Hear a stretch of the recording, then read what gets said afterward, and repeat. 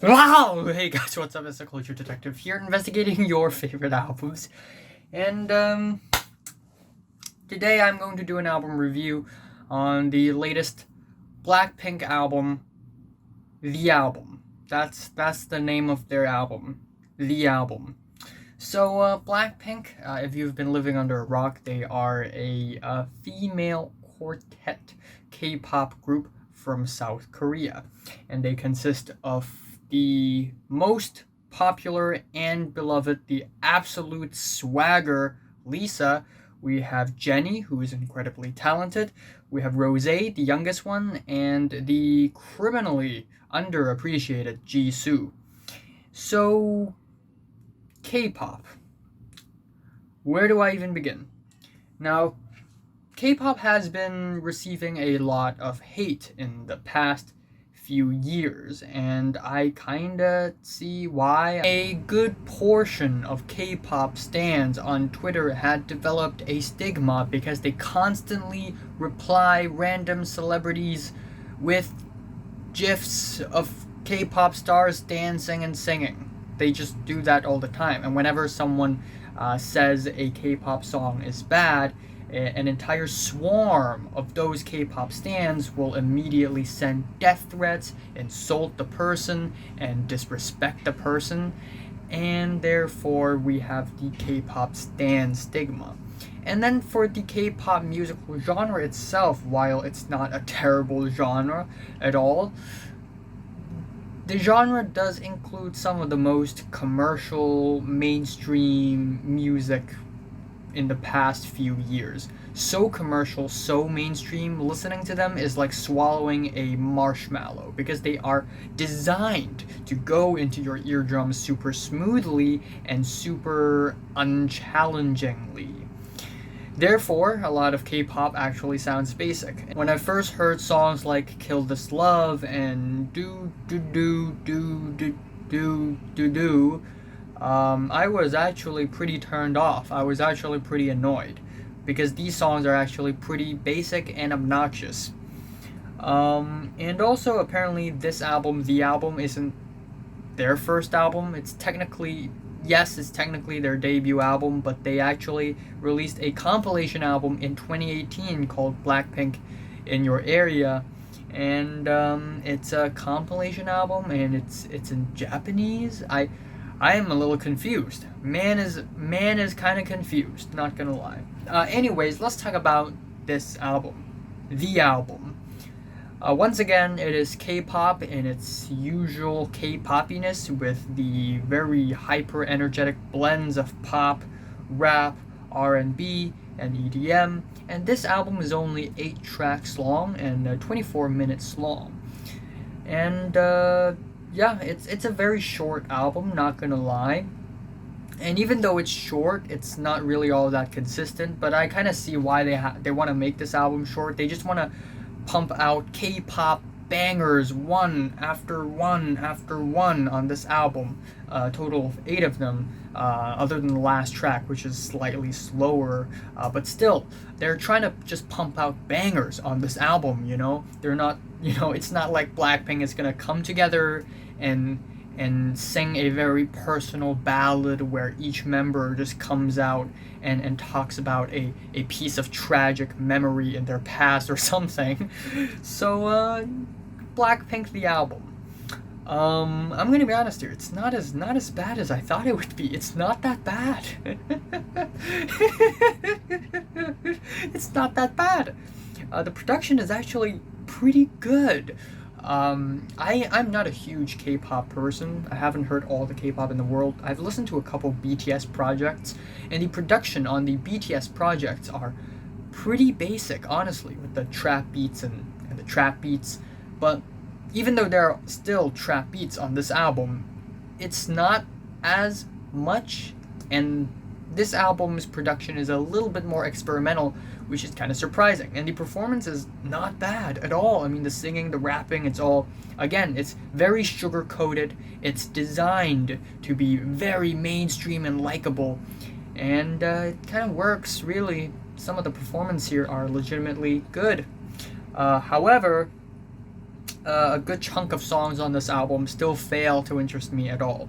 So we have the album opener, How You Like That, and it's a jumbled mess. It's a friggin' mess. We get these dramatic bang, ba ba ba bang, bang horns, and then suddenly we enter this very soft and smooth, mellow verse, and then we hit the chorus, which is this really rough, squawky, electronic trap beat chorus, which is incredibly loud with synths.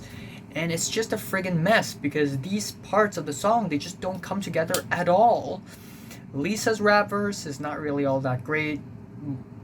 Yeah, and Jisoo singing, while again she's incredibly underappreciated, this is not her best singing verse, I have to say. The way they vocally mimic these synths and also the way they shout, "How you like that?" you know, in a very swag way, it just turns me off really, really bad. However, the next track is actually pretty good. The track Ice Cream features Selena Gomez, and Selena's performance is not that bad actually, even though her solo work is kind of boring. This track is a very summery, fun, playful track, even though summer is over, I think. It's a pretty fun, summery track with trippy synths, a really refreshing beat. It's not a trap beat, but it's still very tight and crispy. The rapping is incredibly animated, the singing is very smooth, the vocal melodies are very catchy and fun, and overall, a nice track. A banger. The only issue I have with this track is the lyrics. We have especially the rap lyrics from Lisa. You're the one being chosen, so play the part like Moses. Wearing jeans like Billy, like as in Billy Jeans, and also Mona Lisa, kinda Lisa. Nah. These lyrics don't cut it. Anyways, we have the third track, Pretty Savage, which is not as good as Ice Cream. It's basically an incredibly upbeat EDM pop track that goes hard. It goes really, really hard with lyrics like "Bitch, I'm savage." I don't know if I don't know if I misheard the lyrics or not, but I'm pretty sure they said "Bitch, I'm savage." So yeah, shout out to Blackpink for not being so family friendly. I hope I'm wrong. That would be funny. But yeah, I like the cheeky, catchy choruses with the incredibly danceable instrumental. The chorus is a little bit like squawky in an annoying way, but I don't mind that when the whole track is supposed to be this energetic and upbeat. Anyways, we have the track Bet You Wanna featuring Cardi B, and it's what is this track? The processed vocal harmonies are really crappy. The refrain of "Bet you wanna, bet you wanna, bet you," it's really excessive. The verse, Cardi B's feature is terrible. The lyrics are incredibly awkward, and the whole song just feels very basic and commercial.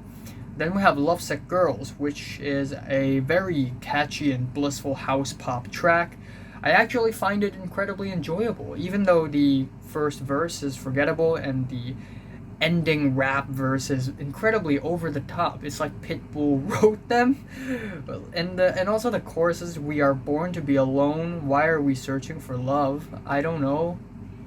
Why are you who what?" But still, it's a very catchy track. "We are the Lovesick Girls," you know.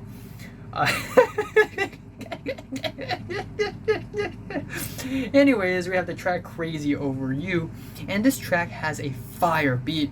I have to be honest here. The instrumentals, the beat, it's awesome.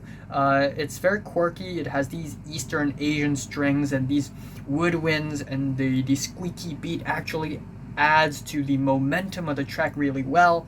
However, the chorus and the verses are really lackluster, and also the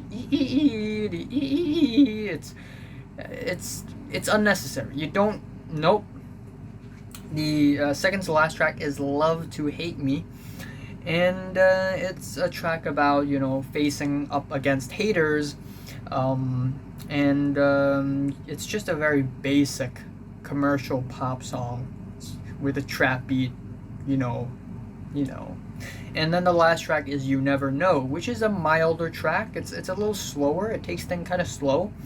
But even so, it's actually kind of underwhelming, and the track just packs a lot of these millennial pop cliches into one song, and it just feels kind of wasted and exhausting, really.